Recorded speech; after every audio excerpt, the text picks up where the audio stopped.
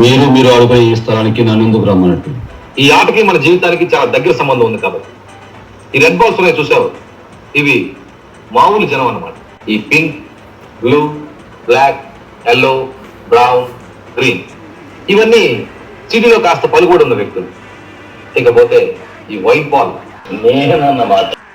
ఇందులో ఏ బాల్నైనా కదిలించే కెపాసిటీ, కావాలనుకున్న కార్నర్లోకి తోసేసే కెపాసిటీ ఈ తెల్ల బంతికి ఉందన్నమాట.